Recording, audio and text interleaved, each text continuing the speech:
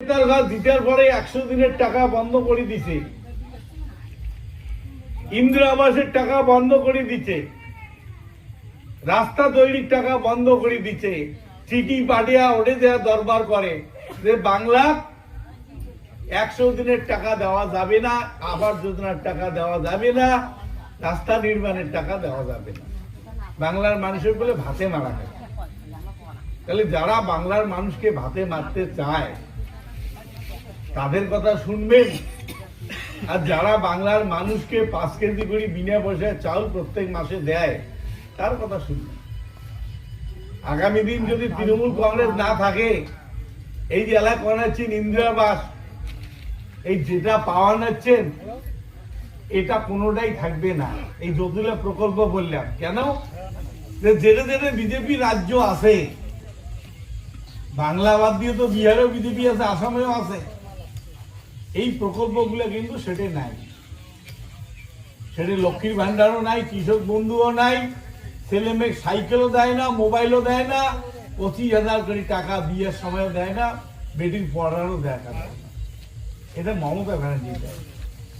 তাই কাই ইন্দিরা আবাস পাইছেন আর কার নাম নাই উঠে, এটা পঞ্চায়েতের ঘরের কোনো কামাই না, এটা কাম নয়, আমরা করি না ভাবে। এটা 2016 সালের পরে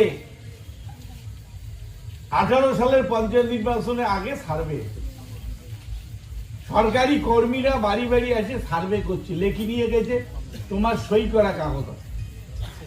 ওই সময় যারা বাড়ি ছিলেন না তাদের বাড়িটা সার্ভে হয় নাই, যারা বাড়ি ছিলেন তাদের বাড়ি সার্ভে হয়েছে, বাড়ির কয়টা ঘর কি কি আছে সব, জমি কোথায় গরু বাছুর কয়টা লেখি নিয়ে সই করে নিচ্ছে। তার ভিত্তিতে এই আবাস যোজনার তালিকা তৈরি হয়েছে। সেই সময় অনেক লোককে বাড়ি পাওয়া যায় নাই, কিন্তু আশেপাশে পঞ্চায়েত বা কিছু মানুষ চালাক আসলো, তারা তার হয়ে ফর্মটা ফিল আপ করে সই করে দিচ্ছে। আর যাদের করে নাই তাদের নাম উঠে নাই। এটা শিখিয়ে কোনো লাভ হয় না। এই পঞ্চায়েত তোমার সেই নাম তুলতে পারবে না।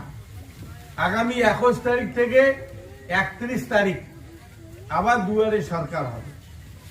যাদের নাম ইন্দিরা আবাসের তালিকায় বাদ গেছে, ওয়েটিং লিস্টটা দেখবেন, PMW পার্মানেন্ট ওয়েটিং লিস্ট, সেটা যদি নাম থাকে নয়া করে আবেদন করার দরকার নেই, কারণ এটা দেখি 16 লক্ষ লোককে এই পূজার পরে টাকা দেওয়া হবে।